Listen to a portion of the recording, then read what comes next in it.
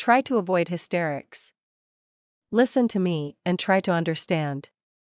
Our relationship has reached a dead end.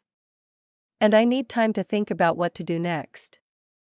I'm going to move in with my mother. I'll pick up my things a little later. With these words, Victor stunned his wife Marina right at the doorstep of their apartment. No tears, please. You won't stop me with that. He grabbed his bag and left the apartment. Marina stood by the door for a long time.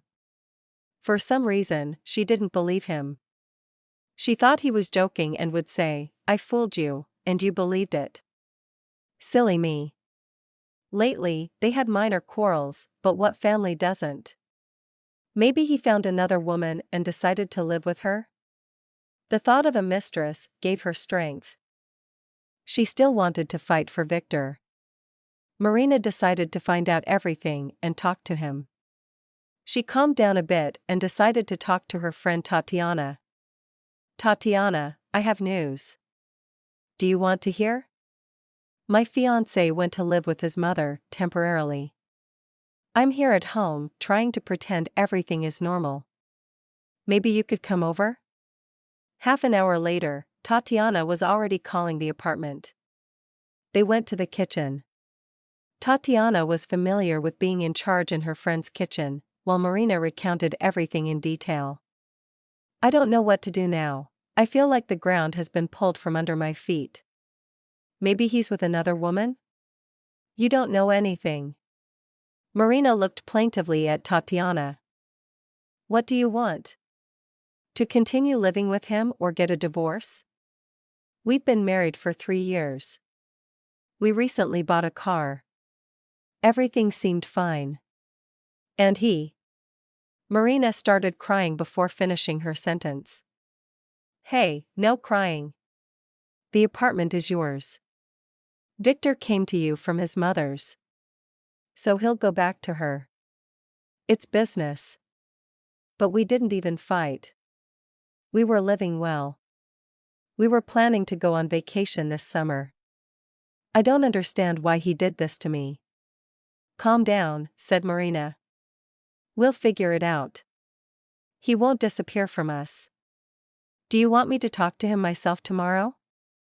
The next day, Tatiana met Victor outside his mother's house. "Did Marina send you to spy on me?" Tatiana reassured him that she was here on her own initiative and wanted to help her friend understand the situation. "Are you going to divorce Marina?" "Not yet," Victor replied after a slight pause. "I'll live separately. Our life together has turned into some kind of gray routine. I need a break from family life. Tell your friend that." And he left. 3 months passed. Marina tried to talk to her husband several times, but he said it was too early to come back. One day, Marina's mother called and asked for help. "Your cousin uncle passed away. He left me a substantial sum of money. So, I want to invest this money in buying an apartment. It won't be enough for a 1-bedroom apartment. I'll have to take out a loan.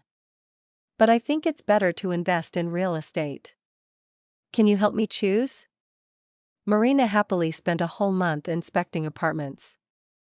Finally, she found a worthy option.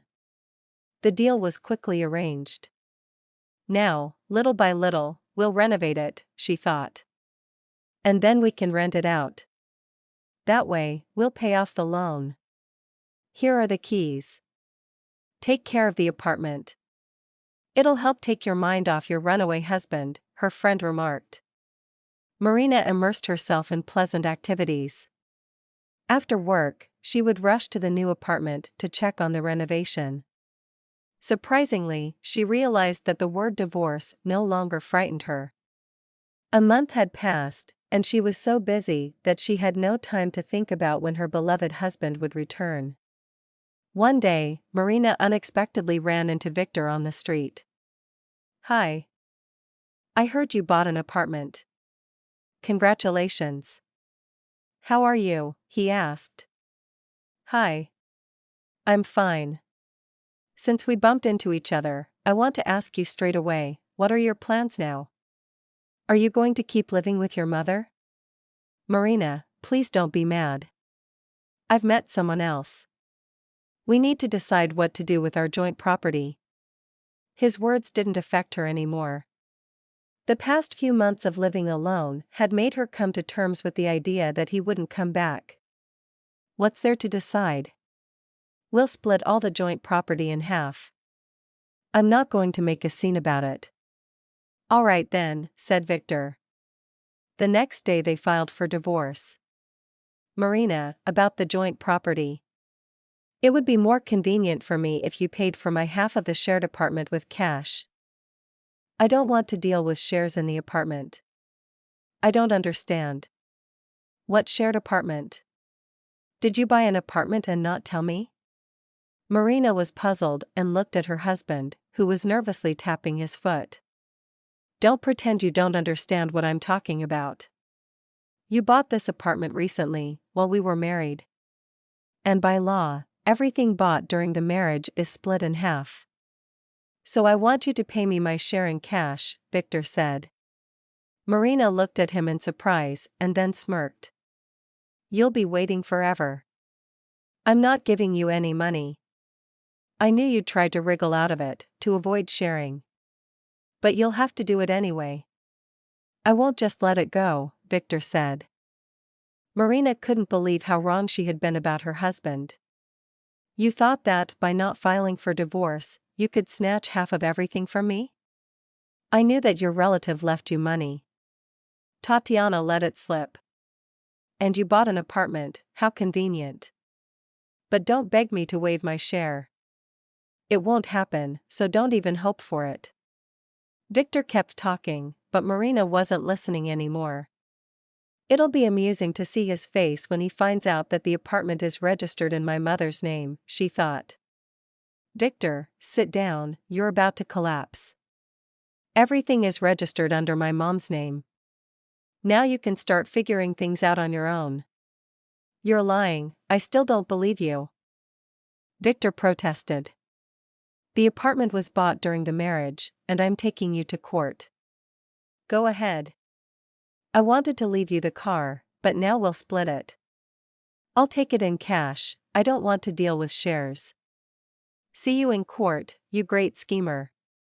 Victor did indeed go to court for the division of property and ended up losing the car. They had to sell it to give Marina her half. Victor now walks or takes the subway and curses his ex-wife. She's so materialistic, he thinks gloomily as the wheels clack on.